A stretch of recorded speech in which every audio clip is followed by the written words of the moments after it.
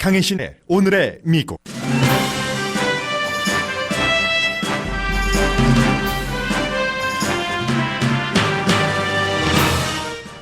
북미 실무 협상에 대해 모든 언론이 보도하지만 궁금해하는 입장 이상의 정보는 나오지 않고 있습니다. 존 볼튼 전 국가안보보좌관이 북한의 리비아 모델을 적용하는 것은 불가능할 수도 있다고 시인했습니다. 동시에 핵 문제가 해결 중이라고 사실을 은폐한다는 것이 더 큰 문제라고 경고했습니다. 존 볼튼과 관련해 중요한 이슈는 그가 민주당 탄핵 청문회의 주요 증인이 되느냐입니다. 우크라이나와 북한 이슈 모두에 강한 논란거리를 던지고도 남을 인물입니다. 조국 법무장관에 관한 칼럼이 라스베가스 선에 실렸습니다. 우크라이나 혹은 대통령 탄핵 과정에서 빙산의 일각일 가능성이 높아졌습니다. 우크라이나 의혹 말씀드렸습니다. 대통령과 법무장관이 호주와 영국, 이태리 정부에도 트럼프 재선에 유리한 조사 요청을 한 것으로 드러났습니다. 우크라이나 전화 의혹에 대해 아는 바가 없다고 말했던 마이크 폼페오 국무장관은 통화 내용을 대통령과 함께 들은 것으로 밝혀졌습니다. 의회가 소환장을 발부하자 그는 버럭 화를 내는 특기 발의를 했습니다. 9월 미국 제조업 구매 지수가 2달 연속 내려가자 대통령은 연준과 연준 의장을 비난합니다. 로스앤젤레스와 샌프란시스코 등 국제적 도시에서 집을 갖는 것은 점점 꿈이 돼간다고 전문가들이 진단합니다. 파산 신청을 한 포레버 21에 대해 전문가들은 월스트리트의 큰 손에 넘어가지 않고 소유주가 아직도 창업주이기 때문에 제2의 출발을 할 수 있는 가능성이 높다고 봅니다. 미국 소비자들은 할러데이 장난감 쇼핑의 반을 온라인에서 할 것으로 나타났습니다. 중국은 중국 건국 70주년 열병식에서 전례 없는 규모의 무기들을 과시했습니다. 모두 미국에 보여주기 위한 무력 시위입니다. 여러분 안녕하십니까? 오늘의 미국 강혜신입니다. 때로는 이제 뉴스를 전해드릴 때 정말 특별하게 깊은 내용이라던가 아니면 레이티스트 뉴스라던가 두 가지 가운데 하나를 앞세울 만한 여건이 안 돼도 여러분들께 꼭 뉴스를 전해드려야지 될 때가 있습니다. 오늘이 바로 그런 경우인데 북한이 먼저 얘기를 했고 최선희 외무성 제1부상이요. 그리고 미국도 국무부의 대변인을 통해서 10월 4일하고 5일 동안에 이제 5일이 주로 되겠죠. 실무협상이 열릴 텐데 그 같은 내용을 양측에서 서로 합의를 했습니다. 미국의 모든 언론이 신문, 방송 할 것 없이 보도를 하고 있긴 한데 그런데 새로운 내용이 없는 겁니다. 그리고 이제 4일, 5일 지나보면은 알겠지만 타이밍을 미국에서 많이 보고 있고요. 왜냐하면 존 볼튼 국가안보보좌관이 나간 뒤에 굉장히 이제 북한이 좋아했고요. 처음 오랜만에 시작되는 한 3개월 정도 됐죠. 그 같은 실무 회담이고 그리고 이제 어제 존 볼튼 국가안보보좌관이 백악관에 나가서 처음으로 이제 공식적인 행사 지난번에 한번 살짝 좀 비공개 큰 손이죠. 공화당의 큰 손들 앞에서 얘기는 했지만 어제 국제전략연구소에서 연설한 그런 내용들을 얘기를 하는데 그 내용 자체야 이제 존 볼튼이 늘 강조를 하는 그런 부분이기는 합니다만은 존 볼튼의 앞으로의 행보는 굉장히 중요하고요. 그리고 어제 전해드렸습니다만은 바로 나온 내용이었었기 때문에 조금 불충분했던 점이 있어서 덧붙이자면 존 볼튼 국가안보보좌관이 어제 거기서 한 얘기 가운데서 사람들이 질문도 많이 했어요. 그런데 그 가운데서 특히 강조한 것이 유엔 결의안을 북한이 계속 위반하고 있는데 트럼프 대통령이 전혀 거기에 대해서 상관하지 않는다는 말을 했고 그리고 또 하나는 질문한 사람이 브로만스 외교라는 것에서 대해서 어떻게 생각하느냐. 트럼프 대통령과 또 김정은 위원장과 사이가 좋은 그런 것에 대해서 하니까 코멘트하지 않겠다고 답변을 했습니다. 그러다가 이제 사람들이 웃고 하니까 한번 해보는 것, 노력해보는 것조차야 나쁠 게 뭐가 있겠느냐 하면서 nice try라고 미국식으로 그런 그 표현을 했고요. 그리고는 이제 그 어제 그 전략 문제 연구소와 공동으로 주최한 곳이 이제 중앙일보였습니다. 그런데 이제 그 자리에서 한국과 일본과의 무역 마찰에 대해서는 미국이 뭐 직접적으로 개입하기는 어렵겠으나 중간에 그 손을 쓰지 않은 것이 가장 큰 실수다 이런 얘기도 했고, 한국이 1965년도에 일본과 한국 사이에 박정희 대통령 당시에 맺은 그 외교의 문을 트면서 배상금, 보상금, 또 원조 또 뭐 차관 준 것, 이런 것에 관해서 한국 사람들이 충분히 받아들이지 못하는 것은 이해한다. 그런 말도 어제 그 존 볼튼이 했고요. 그리고 또 이 중요한 이 말도 했습니다. 리비아 모델에 대해서 존 볼튼이 오래전부터 계속 그 부시 행정부 당시부터 얘기해 오는 것이기는 합니다만은 어제 리비아 모델이 실현 가능하기는 하지만 어려운 것이다. 그리고 더군다나 리비아 모델이 리비아처럼 그 무마르 카다피처럼 모든 것을 다 포기하고 나서 결국은 뭐 나토, 뭐 미국군이나 마찬가지잖아요. 에 의해서 죽고 말죠. 그게 북한에는 더욱더 적용하기 힘들 것이다. 아마도 가능하지 않을 수도 있다. It may be 리비아 모델 그대로 말씀드리자면 is not possible. 북한에 적용하기는 그렇게 얘기를 했습니다. 그런데 그것보다 더 내가 지금 이 행정부에 대해서 트럼프 대통령에 대해서 유감인 것은 북한의 핵 능력은 그대로 있는데 그리고 뭐 더 그 발전하고 있는데 경제 원조 같은 것을 해주면서 트럼프 대통령이 잘 되고 있다. 이렇게 말할 수 있다는 것. 이건 정말 북한의 생명선만 주는 것이다라는 경고를 했고요. 글쎄요, 그렇게 될지, 그렇게 되지 않을지는 4일, 5일 실무회담 끝나고 그 실무회담에 따라서 이제 그 정말로 회담이 열릴 것인가. 북한이나 미국이나 서로 상대방이 지금 얼만큼 나한테 해준다는 것이야. 내가 상대에게 얼만큼을 해줄까 보다는 그 부분, 받을 부분을 먼저 생각하는 게 당연하겠죠. 더군다나 북한으로서는 실무회담까지는 안 해볼 이유는 없는 거죠. 왜냐하면 트럼프 대통령이 지금 뭐 탄핵 절차에 들어갔기 때문에 북한이 이슈를 활용하려고 할 테고, 그때에 오히려 전에 생각하지 않았던 이제는 뭐 존 볼튼도 없겠다. 더 많은 것을 우리에게 양보해 주지 않을까? 이렇게 북한으로서는 좀 그 파악을 할 수 있는 기회를 갖는 건 너무나 당연하고, 그래서 이제 양면 작전을 하고 있잖아요.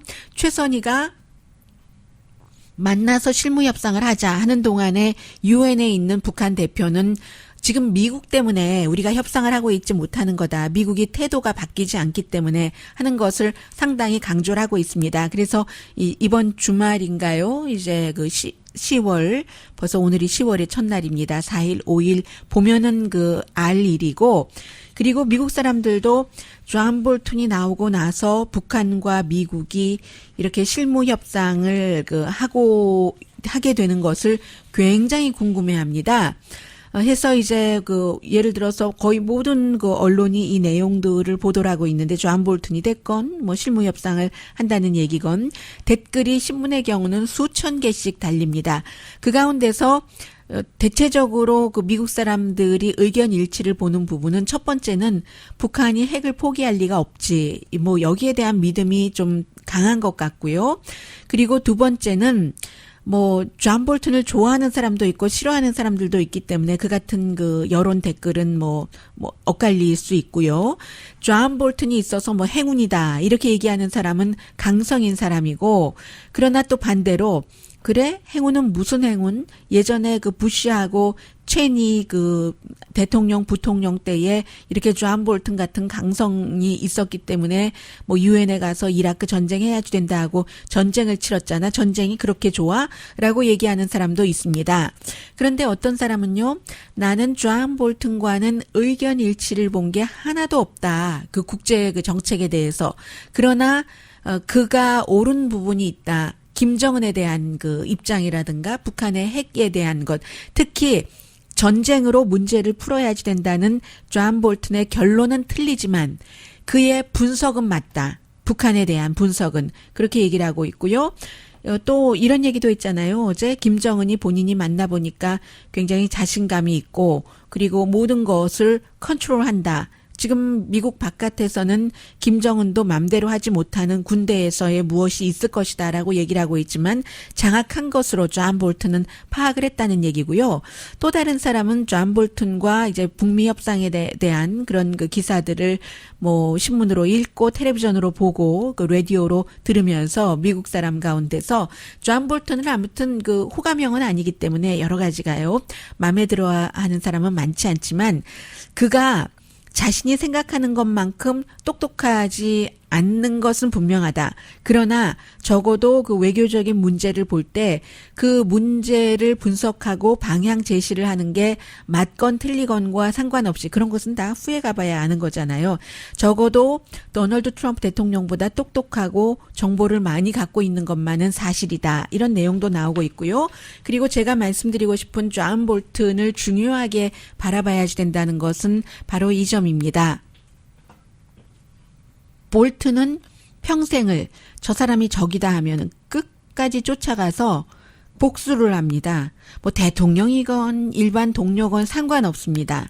그렇게 그 초지일관 그 자신의 그 신념이 맞던 틀리던 그것을 가지고 싸우다가 그게 이루어지지 않으면 상대를 쳐부수고 이거 제대로 부서진 거야 하고 또 가서 밟고 하는 그런 사람인데 이 사람이 청문회에 나갈 가능성이 아주 높은 게 우크라이나 그 대통령과 트럼프 대통령과의 그 전화 통화요 문제가 되는 내가 이제 뭐 곧 재선을 치르게 되는데 그 재선 치르는 데 있어서 트럼프 대통령이 현재까지는 지금 많이 상황이 달라지고 있습니다만 가장 그 민주당의 적수라고 할 수 있는 조 바이든과 그 아들이 비리를 저질렀는가 이것을 우크라이나에서 조사를 해달라는 부탁이며 또 압력이라고 볼 수도 있는 것이고요.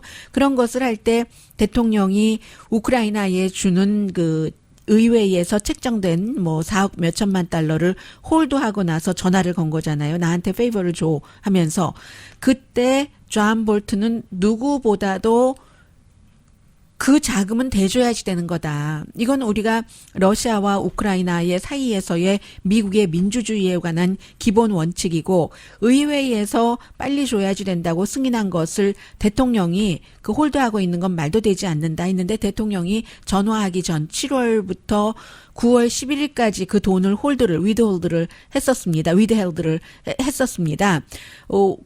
근데 왜 그걸 나중에 주게 됐냐면 전화를 하고 나서 준 것은 아니고요. 민주당이 이제 그래? 여기에 대해서 빨리 그 지원하지 않으면 그러면 러시아의 힘이 그 우크라이나 동쪽을 야금야금 더 먹어 들어오고 있으니까 우리는 한시가 급해. 대통령이 이거 계속 그 위드홀드 하고 있으면 우리도 대통령이 그렇게 좋아하는 국방부에 대한 돈 그것을 홀드를 하겠어. 홀드하면 멕시코에 벽 쌓는 곳으로 보내고 하는 것도 못하잖아.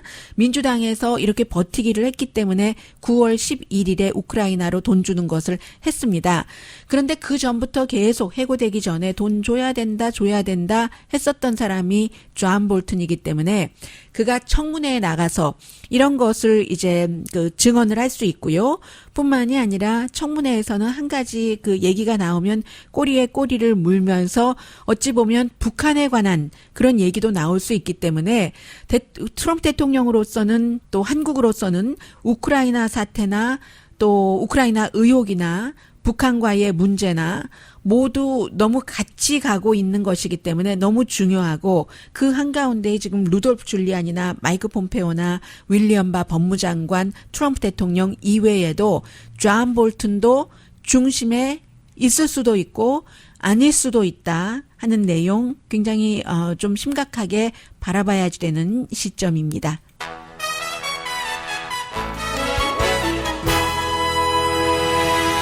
라스베가스 선에 실린 그 미국 저널리스트의 조국 장관에 관한 컬럼은 잠시 뒤에 소개해드려야지 되겠네요. 그 말씀은 당연히 아신다. 머릿속으로 잠재의식 속에 있어서 말씀을 안 드린 것 같은데 존 볼튼이 끝까지 복수한다는 것은 이제 그 대상은 트럼프 대통령이고 왜냐? 트럼프 대통령에 의해서 본인이 그렇게 꾹 참고 또 꾹 참고 꾹 참으면서 때로는 입장을 바꿔주기도 했는데 북한이나 뭐 이란이나 이런 모든 부분에 있어서 본인의 뜻이 관철되지 않았고 나중에는 쫓겨났기 때문에 트럼프 대통령에 대해서 벌써부터 나오자마자 바로 비판을 시작을 하는 그 존 볼튼의 모습을 말씀드린 겁니다. 잠시 뒤에 미국 뉴스와 함께 뭐 여러 가지 전해드립니다. 라디오 서울 방송 오늘의 미국 듣고 계십니다. 오늘이야말로 탑 오브 더 탄핵 빙산. 탄핵 빙산의 정말 그 탑 내지는 팁 내지는 그 정도 정말 그 잠깐만 그 위에만 보이는 그런 내용이다. 라고 말씀을 드릴 수가 있겠는데 앞으로 이 내용은 너무 많기 때문에 하루 사이에 굉장히 많은 뉴스가 나오고 있습니다. 해서 이제 중요한 뉴스 정도는 헤드라인으로 불러드리는 게 좋겠습니다. 트럼프 대통령 그 우크라이나 의혹, 그 전화 의혹 사태가 그로 인해서 이제 그 탄핵 절차는 이미 시작이 됐고요. 아주 많은 것들이 나오고 있는데 우크라이나에만 그런 게 아니라 트럼프 대통령이 호주 리더하고도 그 전화 통화하면서 이제 이 부분 보면은 2020년 대통령 선거에서 역시 그 러시아 스캔들을 본인에게 활용을 하는 전략을 쓰는구나 하는 것을 알 수가 있거든요. 왜냐하면 그 윌리엄 바 법무장관을 임명을 할 때 윌리엄 바 법무장관이 뭐 과거에도 이제 그 다른 그 공화당 행정부에서도 일을 했지만 대통령의 특권을 상당히 중요하게 생각하는 사람입니다. 그래서 로버트 멀러 특별검사가 임명됐을 때 서로 그 아는 사이예요. 그런데도 백악관에 뭐 긴 내용의 편지를 보냈잖아요. 그 로버트 멀러 특별검사에 대해서 아주 그 나쁜 의견을 쓴 그런 그리고 특별검사의 수사 자체가 그 대통령직에 나쁘다 하는 그런 얘기를 했고 그런데 사실은 일면 그런 부분도 있습니다. 윌리엄 바 법무장관은 과거에 그 빌 클린턴 전 대통령 당시에도 탄핵을 그 대통령을 한다고 그 과정을 거치고 보니까 정말로 피폐해지더라. 그런 면에서 그런 부분도 있긴 있어요. 그런데 어쨌든 호주 리더와의 전화 통화에서도 그 윌리엄 바 법무장관 그 우크라이나 그 대통령하고 얘기했던 것처럼요. 그 사람과 잘 이렇게 해서 그 로버트 멀러 특별검사가 러시아 스캔들에 대해서 수사한 것 그게 이제 그 잘못됐다는 것을 증명하고 싶은 겁니다. 그 마음은 윌리엄 바 이 법무장관도 있고요. 그런 마음이 왜 그럼 호주냐? 그 트럼프 대통령이 계속 그 버스보이라고 얘기를 했었던 그러나 뭐 외교 자문이라는 직책을 갖고 있었던 그런 젊은 외교 자문이 런던의 술집에서 이 호주의 그 외교관에게 러시아가 지금 그 힐러리 클린턴과 민주당을 다 그 이메일 같은 거를 조사를 하고 있어. 이렇게 얘기를 했고 뭐 술집에서 들은 얘기니까 그 호주의 대상가 그 사람이 이제 이렇게 갖고 있다가 정말로 몇 개월 뒤에 그 민주당 그 전국위원회와 힐러리의 이메일 해킹당한 것이 다 나오자 호주에서 호주 정부 차원에서 미국 정부에 이거 전에 이런 일이 우리가 있었는데 이제서야 얘기한다 하면서 그로써 그 일이 러시아가 미국 대선에 개입됐다는 것이 FBI 연방수사국에서 시작이 된 거거든요. 그런데 그래서 호주 리더에게 어쨌건 결론은 간단한 겁니다. 윌리엄 바 법무장관이나 트럼프 대통령은 뭐 그런 그 정보국 사람들을 만나고 윌리엄 바는 호주뿐만이 아니라 이태리, 영국까지 가서 다 그 해외의 정보 관계자들을 만났거든요. 해외의 정보 관계자들을 만난다 하면은 미국의 정보 관계자들이 만나야 되잖아요. CIA가 국제를 담당하니까 CIA 정보 관계자들이 만난다거나. 그러나 미국에서는 CIA가 됐던 FBI가 됐던 모든 정보국 거의 20군데 되는 곳에서 전부 2016년 미국의 선거에서 러시아가 개입을 했다 하고 보는 것인데 그런데 윌리엄 바나 트럼프 대통령은 이런 그 정보 당국의 말을 믿지 않고 러시아 그 사태는 가짜다 만들어낸 거다 이런 것을 주장을 하고 윌리엄 바도 그 실제적으로 그 러시아는 뭐 혹스야 가짜야 그 스캔들은 이렇게 말하지는 않지만 이게 다 뭐 뭔가 이 정보국을 믿지 못하고 하는 마음이 있어서 그게 정보국이 틀렸다. 미국 정보국이 틀렸다는 것을 밝히기 위해서 다른 나라에 이것 좀 조사 좀 해줘. 하게 되는 이런 꼴이 지금 돼버린 겁니다. 해외에서는 정말로 이상하게 보는 거죠. 그래서 윌리엄 바 법무장관이 미국은 법무장관이 검찰총장이잖아요. 한국은 법무장관, 검찰총장, 조국, 뭐 윤석열 나뉘어져 있지만 그래서 아니 그 주정부의 그 뭐 검찰총장은 우리가 선거로 선출하지만 연방 그 검찰총장 이퀄 그 법무장관은 대통령이 임명을 하니까 그래도 그렇지 이 법무장관이 대통령 개인 변호사네. 대통령 개인 2020년 그 캠페인에 무슨 선거 대책 본부장처럼 영국인이 이태리인이를 다니면서 러시아 스캔들 가짜였어. 미국 정보국이 틀렸어 하는 것을 수집하고 다니네. 지금 이렇게 보고 있는 사람들이 많고요. 그리고 실제로 법무장관이 해외에 나가서 다른 나라의 정보 관계자들을 만나고 다니는 일이 아마 거의 없었던 일일 겁니다. 지금 이게 우크라이나와 호주, 이태리, 영국과 한꺼번에 이렇게 한 묶음으로 연결돼 있는 거고요. 마이크 폼페오 국무장관도 우크라이나 의혹에 딱 그 붙어 있습니다. 이 사람이 저도 분명히 봤거든요. 그 마샤 그 레다츠하고 인터뷰를 할 때 보니까 자신은 그 우크라이나 그 전화에 대해서 아무것도 모른다고 했습니다. 여러 번이나. 그랬더니 이 그 앵커 마사가 뭐 대단한 여성이잖아요. 결국은 끝까지 또 물어보고 추궁을 해서 폼페오가 아니 전화에 대해서 아무것도 모른다면서 그 전화 내용에 대해서 트랜스크립이 발표되기 전이었습니다. 아무것도 모른다고 하면서 대통령은 우크라이나 대통령과 올바른 말을 했다라고 계속 주장을 하니까 결국은 그 앵커가 못 들었다며 그 전화를 못 들었다면서 어떻게 대통령의 말이 옳은지를 아냐 이렇게 얘기하니까 어제 뭐 우크라이나 외무장관이 성명 발표한 것을 봤어 뭐 이렇게 얘기를 했는데 나중에 보니까 이 내용은 월스트리트저널이 보도를 했습니다. 마이크 폼페오 국무장관도 대통령과 우크라이나 대통령이 전화 통화를 하면서 조 바이든 그 부통령과 당시 그 아들이 무슨 일이 있었는지 좀 조사 좀 해줘 하는 얘기를 그 자리에서 같이 들었다는 거잖아요. 그 자리에는 아마 여러 명이 있었던가 봅니다. 그래서 결국은 마이크 폼페오도 여기에 딱 걸려든 거죠. 그래서 그 의회에서 어떤 형태로든 조사를 받아야 되는데 마이크 폼페오 국무장관이 워낙에 버럭버럭 화를 잘 내거든요. 한국에 가서도 기자들에게 버럭버럭 화를 냈었잖아요. 미국에서 오죽하겠습니까? 청문회 할 때도 아주 평소에는 점잖고 우아하게 말하다가 뭔가 본인에게 그 불리한 얘기가 나온다던가 하면은 태도를 싹 바꿔서 화내거든요. 오늘도 마찬가지로 이것은 우리 국무부를 폄훼하기 위한 것이다. 완전히 말하자면은 뒤집어 씌우기다. 이런 형태로 지금 반응을 보이고 있고요. 그리고는 이제 대통령은 그 내부 고발자가 뭘 안다고 그래 하면서 공화당의 상원에서도 내부 고발자가 전화 내용을 직접 들은 게 아니라며 하니까 이 감찰관이요. 그 내부 고발자의 내용을 감찰했었던 금요일에 비공개 청문회를 참석을 합니다. 의회 청문회에 이 마이클 애킨슨 감찰관이 또 바로 대통령이 하는 얘기에 대해서 답을 하는 그런 경우도 반격을 하는 경우도 없거든요. 미국에서. 물론 그 대통령이 먼저 그렇게 얘기를 하지도 않고요. 대통령이 그게 사실인지 거짓인지 그거 되지도 않고 그리고 아니 내부 고발자가 직접 들은 게 아니면 내부 고발을 할 수 없도록 했는데 언제 법을 바꿨지? 라고 얘기를 하는데 그게 가짜인 겁니다. 사실은 원래 항상 그렇게 돼 있었어요. 미국의 국가 안보에 굉장히 위험이 되겠다라고 판단되는 사안에 대해서는 직접 듣지 않았어도 내부 고발을 할 수 있도록 그게 미국의 법입니다. 그러니까 감찰관이 그게 미국의 법이다. 내가 이 감찰관으로 있었던 동안 법이 바뀐 적이 없다. 원래부터 그게 법이었고 그리고 이 내부 고발자는 간접적으로 들은 것도 있고 그런데 그게 트랜스크립 내보내니까 똑같잖아요. 직접적으로 들은 것도 있다. 이런 식으로 반격을 하고 있고요.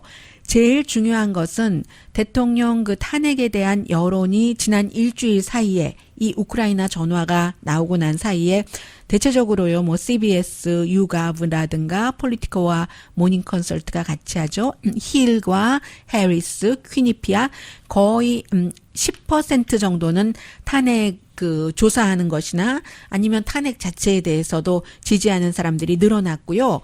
공화당은 아직까지도 많이 지지하진 않지만 공화당 사이에서의 탄핵 조사나 탄핵 그 자체의 지지율도 조금 높아지고 있다는 그런 분위기 말씀드리고요. 그러니까 이제 대통령은 계속 역사상 이렇게 일을 잘하는 대통령을 해고시키는 나라가 어딨냐, 말하자면 이게 나라냐, 이런 식의 트윗을 계속 하고 있습니다. 그런데 이제 그런 대통령의 트윗에 대해서는 이 같은 답변이 나가죠. 탄핵이라는 것은 대통령의 탄핵 그 목표는 대통령이 얼만큼 성취했느냐가 아니라 미국의 국가 안보에 위협이 된다던가, 그게 이제 여러 가지 미국의 애국적이 아닌 매국으로 가는 거죠. 뇌물을 받았다던가, 뭐 중범이든 경범이든 범죄를 저질렀다던가 대통령으로 있을 때 이게 탄핵의 사유지 무엇을 이뤄놨느냐 이게 아니라는 거죠. 그래서 리처드 닉슨도 사임할 때 뭐 탄핵 조사하고 할 때 그때 뭐 이뤄놓은 일도 많습니다. 베트남전도 끝냈고요. 뭐 이것은 정치적으로 그게 그 플러스가 된다고 생각했으니까 그렇게 한 결론이지만 중국과 개방을 했고 오픈했고 그 닉슨 시대에 그 환경청을 만들었잖아요. 또 여성이 스포츠에서 좀 차별을 덜 받도록 하는 이런 것도 있고 남부 학교에서의 인종 분리요. 유색 인종과 뭐 백인과의 분리 이런 것도 끝낸 일도 닉슨이 워러게이트로 사임했다라고만 그 오용만 기억이 되지만 한 일들도 많거든요. 투표권 뭐 나이도 낮췄고 전국에 암센터를 마련한 것이 닉슨입니다. 뒤에 뭐 포드 뭐 이런 경우에 가서 더 많이 발전을 시키기는 했지만요. 물론 닉슨도 나쁜 일도 많이 했죠. 비밀리에 뭐 캄보디아를 폭격해서 뭐 정말로 100만 명의 목숨이 그 거기에 피해에 해당이 됐다던가 뭐 기타 등등 많이 했지만 어쨌든 탄핵의 대상이 되고 사임하고 할 때는 잘한 것으로가 아니라 그 잘못한 것으로 한다. 이런 얘기들 지금 많이 나오고 있고요. 또 하나는 닉슨 시대에는 파워풀한 닉슨을 받쳐주는 언론이 없었는데 트럼프 대통령은 아직 뭐 페더럴리스트라든가 페더럴리스트 같은 데서 그렇게 가짜 내용을 많이 퍼뜨리는 겁니다. 뉴스라는 말도 저는 빼려고 해요. 뉴스도 아닌데 뉴스라는 말을 붙이는 게 아까워서 그 페더럴리스트라든가 그래서 저는 페더럴리스트를 보기는 하는데 많이 인용을 안 하죠. 여러분께 브레이트바트라는 이런 곳 대통령이 그 트윗으로 얘기하는 아니 내부 고발은 분명히 본인이 듣거나 본 것에 대해서 할 수 있는데 언제 법을 바뀌었어? 뭐 이렇게 얘기하는 것이요. 그게 이제 페더럴리스트에서 먼저 얘기가 됐고 트럼프 대통령이 뭐 트윗을 하고 하는 것인데 아무튼 미국의 분위기는 이렇고요. 문제는 공화당입니다. 언제 공화당 의원들이 변할 수 있느냐, 변하지 못하느냐 이 부분인데 케빈 맥카시 이제 하원에서 2인자고 공화당의 1인자인 캘리포니아가 지역구예요. 그 의원의 경우는 예전에 뭐라고 얘기를 했냐면요. 트럼프 대통령을 이제 꺾고 싶다.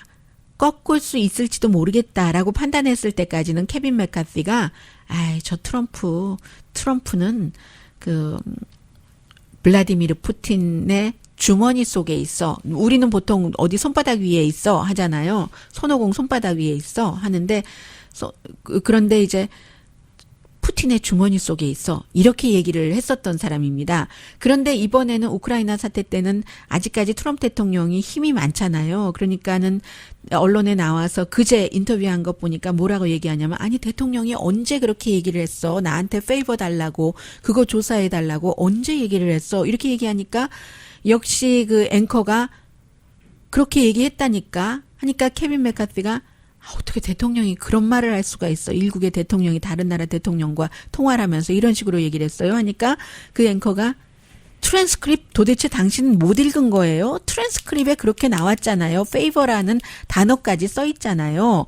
뭐 이런 얘기를 하는 식으로 이 정도까지 비난을 해주기는 하는데 조금 비난이 아니라 대통령을 보호를 아직까지는 하는데 항상 앞에 서서 그 보호하는 듯한 사람들은 정치적으로나 어떤 형태로는 이득이 되는 경우가 많고 린지 그레이엄 같은 경우도 마찬가지예요. 그런데 요즘 그 대통령을 보호할 때 보니까 좀 말이 딸리니까 특히 우크라이나 사태에 대해서는 이게 대체적으로 공화당에서도 너무 심했다. 이런 일은 역대 없었다라는 게 속으로는 속마음이 그렇습니다. 해서 린지 그레이엄 같은 경우도 대통령을 방어한다고 하기는 하는데 뭐 이렇게 써놓고 읽는다던가 써놓고 읽는 것은 아니지만 마음속에 꼭 이렇게 얘기를 해야지 되겠다. 딱 생각하고 그 말만 하는 것 같은 느낌이 들거든요.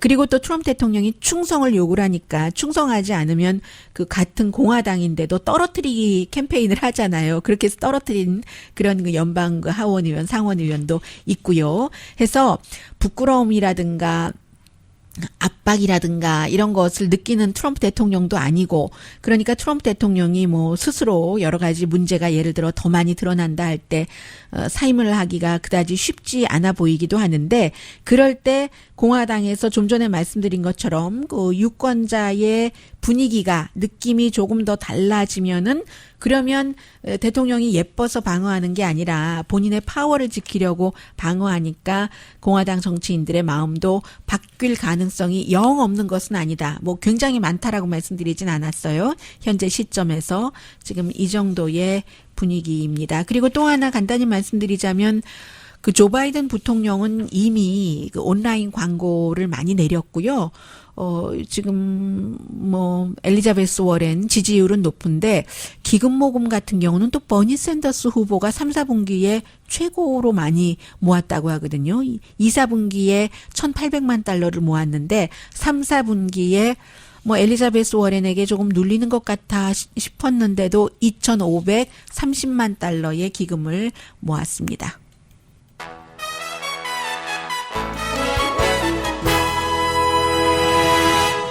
라디오 서울 방송 오늘의 미국 듣고 계십니다. 네, 뭐 제조업 지수가 2개월 연속 지금 내려갔습니다. ISM 그 미국 구매 매니저 인덱스요. 물론 그 시카고 비즈니스 바로미터도 조금 내려갔고요. 해서 50 아래일 때는 이제 그 위축되는 것으로 보는데 8월 달에 49.1이었는데 9월 달에는 47.8. 2009년 이후에 최저랍니다. CNBC 방송의 보도에 따르면요. 그러자 트럼프 대통령이 바로 트윗을 했습니다. 그럴 줄 알았다 하면서 이 연방준비제도와 제롬 파웰 연준 의장이 달러를 너무 강하게 만들어서 그런 거야. 제조업에 나쁜 영향을 줬어. 이자율은 또 너무 높고 스스로 자신들에게 그들은 최고의 적이야. 문제 해결 능력이 없어. 불쌍하군. 이런 식으로 대통령이 트윗을 했고요. 지금 그 ISM 그 제조업 지수를 그 담당하는 회장이 얘기하기는 국제 무역이 이렇게 제조업 지수가 약한 가장 중요한 이유라는 거죠. 수출 뭐 예상하고 뭐 잡아놓고 하는 것이 미국과 중국은 어떻게 될지 모르니까 뭐 당연한 것 아니겠어요? 그렇다고 하고 아직도 끝은 보이지 않고 그런데 중국은 그 구매 인덱스가 미국과 반대로 가네요. 2018년 이후에 지금 가장 그 강하다고 하고 있거든요.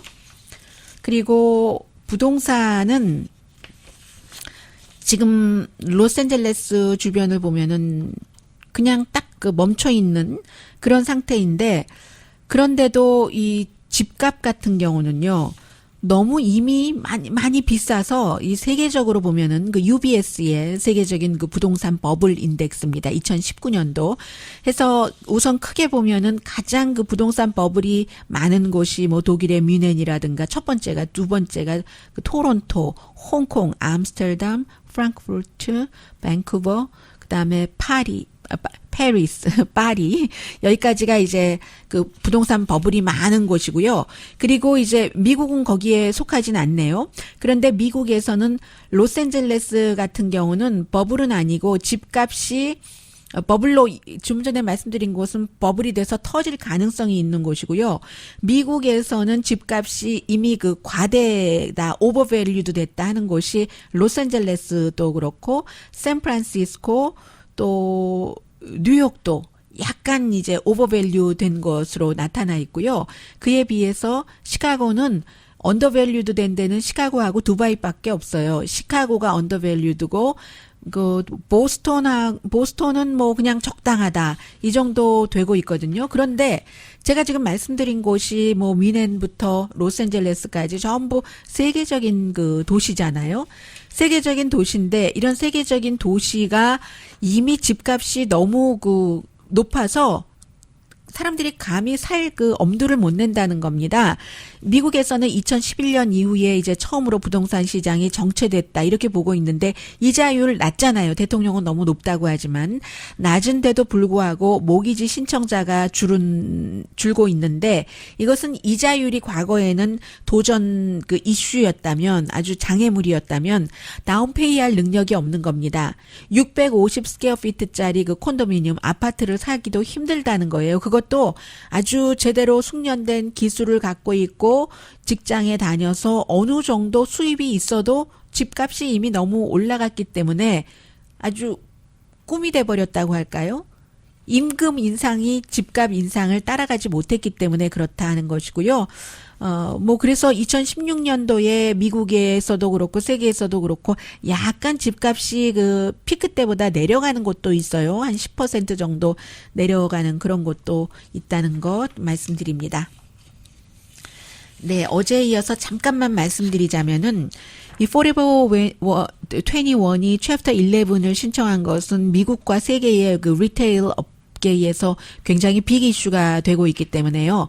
사람들이 한 가지를 어떻게 보고 있냐면 이 챕터 11이기 때문에 이제 구조 조정하고 또 뭐 빚도 뭐 정리할 것이 있으면 하고 뭐 지금은 동결됐지만요. 그리고 또 어디서 또 이미 확보된 그런 자금도 있고 해서 다시 살아나는 제2의 그 찬스를 그 보겠다. Second chance at forever 이렇게 표현드리면 되겠네요.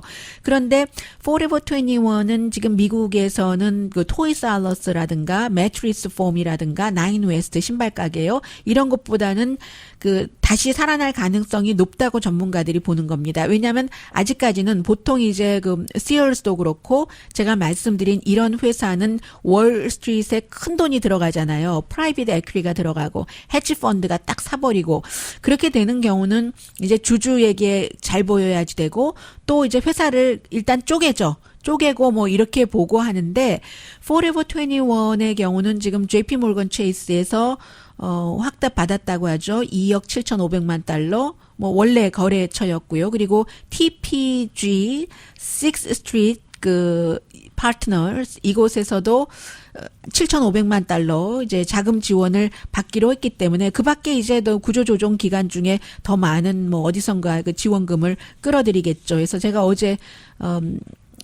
말씀드린 것에 보태서 이게 파산 보호 그 과정을 거치고 나면은 그 운영을 하고 있으니까요. 미국과 뭐 라틴 아메리카 등등에서 하고 있으니까 아직도 창업주가 계속 갖고 있고 뭐 사모펀드라든가 이런 것이 들어가지 않았기 때문에 가능성이 있다고 보는 것이고요. 뭐 쪼갠다든가 이런 일 없잖아요. 왜냐하면 이 창업자의 이 그 마음이 비즈니스를 잘 그 갖고 있는 것이 그 조각내고 뭐 이러는 게 아니라 그 갖고 비즈니스를 세이브하는 것이 첫 번째 목적이기 때문에 오히려 그 다른 큰 회사보다 회생할 가능성이 높다.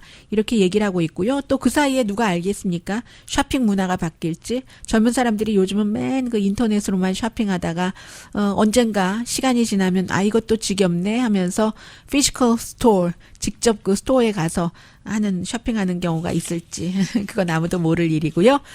할러데이 장난감의 거의 반을 온라인에서 쇼핑하겠다라고 1234명이 그 시빅 사이언스라는 이런 조사를 많이 하는 매체입니다. 에서 얘기를 했습니다. 온라인에서만 오직 하겠다 47%, 스토어에서만 하겠다 30%, 빅박스의 웹사이트 뭐 타겟이나 월마트 뭐 12%, 로컬에서 하겠다 11%. 세상은 이렇게 변하고 있습니다.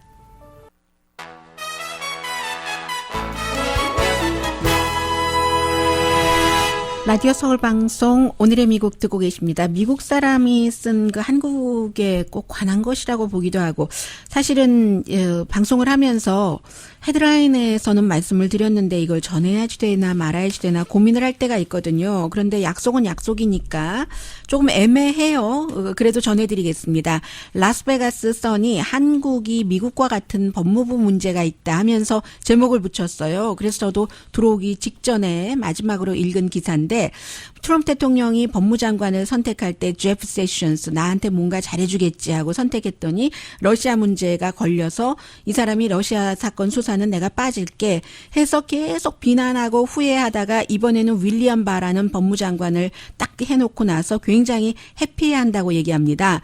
대통령 앞에서 다 막아주고 있으니까요. 그러면서 이 컬럼리스트 이름을 안 썼어요. 유명한 컬럼리스트인데, 네, 더널드 컬기라고 코리아 타임스에도 컬럼 쓰지 않았던가요, 전에? 그래서 어쨌든 이 세션스와 윌리엄 밥 미국 법무장관을 조국 한국 법무장관과 비교하는 게 공정하지 않을 수도 있다. 이런 얘기도 하면서요. 그러나 관계에서는 비교가 가능하다. 기소에 대한 개인 책임과 그를 임명한 리더에 관한 이런 관계에서는 해서 조국 법무장관의 경우는 검찰 개혁 굉장히 강조를 하고 있고 그런데 아마 자신과 자신의 가족 주변을 수사한 윤석열 총장 개혁부터 시작하고 싶을 거다. 쉽진 않지만 뭐 이런 얘기도 했고요. 그리고 그 미국의 그 미국은 검찰총장이 그 법무장관이 검찰총장 역할까지도 하고 있으니까요. 악명 높은 예가 1970년대 초에 그 닉슨의 워러게이트 사건과 관련해서 그 법무장관이 대통령이 특별검사 조사 못하도록 해라 하라고 했는데 그 대통령이 그것을 거부했잖아요. 해서 닉슨이 물러날 수밖에 없는 이런 것을 얘기를 하면서 모든 국가의 리더는 법무장관이 됐던 검찰총장이 됐던 자신을 지지하는 사람으로 하고 싶어 할 것이다. 큰 혼란이 있을 때 닉슨이 실패했지만 그렇게 쓰려고 했었던 것처럼 이렇게 얘기를 하면서요. 조국 법무장관은 한때 그 혁명 개혁을 많이 얘기했지만 지금 여러 가지 이슈로 볼 때 올해 그 법무장관을 할 것 같지는 보이지는 않는다. 이런 얘기도 살짝 했고요. 굉장히 예민한 부분이죠.